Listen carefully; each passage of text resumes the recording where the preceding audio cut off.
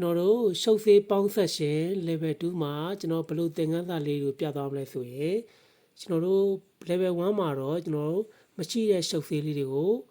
ပေါင်းဆက်ပြီးတော့ရှိလာအောင်လုပ်တဲ့နည်းလေးဖြစ်ပါတယ်အခု level 2မှာတော့ကျွန်တော်တို့ရှိသမျှရှုပ်သေးတွေကိုအကုန်လုံး6ပေါင်းကြည့်ပါမယ်ရှုပ်သေးတွေမှာ3% ရှိမယ်6% ရှိမယ်ပြီးလို့ရှိရင်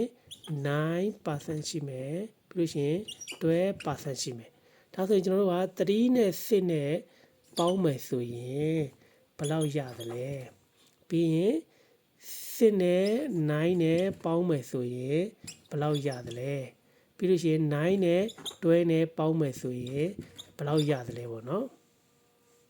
အဲ့တော့ပေါင်းဆက်နည်းလေးတွေကိုကျွန်တော် level 1မှာပြပြပြီးသားဖြစ်တဲ့အတွက်အခု level 2မှာတော့ကျွန်တော်ပေါင်းမပြတော့ပါဘူးအဖြေပဲတစ်ခါတည်းတိုက်ရိုက်ထုတ်ပြမှာဖြစ်ပါတယ်3နဲ့6နဲ့တိုက်ရိုက်ပေါင်းတဲ့အခါအဖြေသည်4.5% ဆိုတဲ့ရှုပ်သေးရမှာဖြစ်ပါတယ်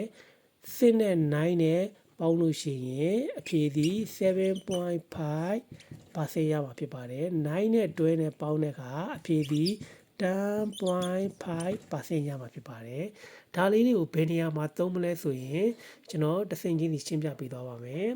ဒါလေးတွေကိုဘယ်နေရာမှာသုံးမလဲဆိုတော့ကျွန်တော်တို့ဒါတွေကိုသုံးမဲ့နေရာကိုသိဖို့အတွက်အရင်ဦးဆုံးသိထားရမှာကဒီရှုပ်သေးလေးတွေရဲ့အလင်းစင်တက်နှုန်းကိုအရင်ဆုံးသိထားမှာဖြစ်ပါတယ်ရှုပ်သေးလေးတွေရဲ့အလင်းစင်တက်နှုန်းကဒီလိုရှိပါတယ်3%ဒီအလင်းစင်လုံးဝမတက်ဘဲနဲ့0ဖြစ်နေပါတယ်6%ဒီအလင်းစင်1သို့မဟုတ်2တစ်ဆင့်သို့မဟုတ်2ဆင့်တက်ပါတယ်9%ဒီအလင်းစင်2ဆင့်သို့မဟုတ်3ဆင့်တက်ပြီးတော့12%ဒီအလင်းစင်3ဆင့်သို့မဟုတ်4ဆင့်တက်ပါတယ်ဒါလေးကိုကြည့်ရင်အဖြစ်ကျွန်တော်တို့အလင်းစင်1ဆင့်သို့မဟုတ်2ဆင့်တက်ရှင်6ကိုသုံးမယ်အလင်းစင်2ဆင့်သို့မဟုတ်3ဆင့်တက်ရှင်9ကိုသုံးမယ်ဆိုပြီးတော့အကြမ်းပြင်းသိရပါပြီဒါပေမဲ့ဒါတွေကအမှန်ပဲလားဆိုမဟုတ်သေးပါဘူးကျွန်တော်တို့ရွေးချယ်ပြီးတော့3အောင်မှာဖြစ်ပါတယ်ဧည့်သည်လိုချင်တဲ့ကာလာနဲ့ဧည့်သည်မှာရှိနေတဲ့ပင်ကို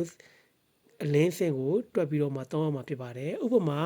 တမန်အဖြစ်ဧည့်သည်ရဲ့သပင်သည်စီးမဆိုးရသေးဘူးရှုပ်သေးမချွတ်ထားဘူးဆိုရင် level 3မှာရှိနေတတ်ပါတယ်ဒါကကျွန်တော်အကြမ်းမြင်ပြပြခြင်းဖြစ်ပါတယ်ဒါပေမဲ့ level 3မှာရှိနေတဲ့ဧည့်သည်က 5.7 ဆိုတဲ့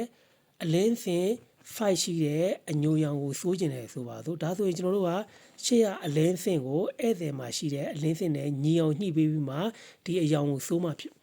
ရမှာဖြစ်ပါတယ်အဲ့တော့ဒီမှာဆေးဘူးမှာရှိတဲ့အလင်းစင်နဲ့အလင်းအရောင်တွေကိုတော့ကျွန်တော်နောက်ဗီဒီယိုဖိုင်လေးမှာရှင်းပြပေးမှာဖြစ်ပါတယ်အခုလောဆယ်တော့ဒီကြလေးပဲမှတ်ထားဖို့သင့်ပါတယ်အဲ့တော့ဧည့်သည်ကစံသား level 3ရှိမယ်စိုးကျင်တာကအလင်းစင်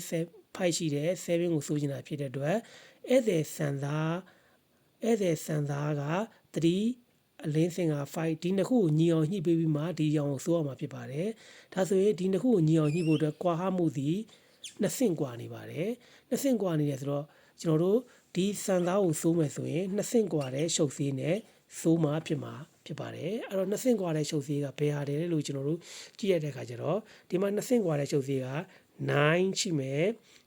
6ရှိမယ်9ရှိမယ်ဆိုပြီးတော့2မျိုးရှိပါတယ်ဒီမှာလည်း2ဒီမှာလည်း2ဒါဆိုဘယ်ဟာနဲ့စိုးရမလဲဆိုရင်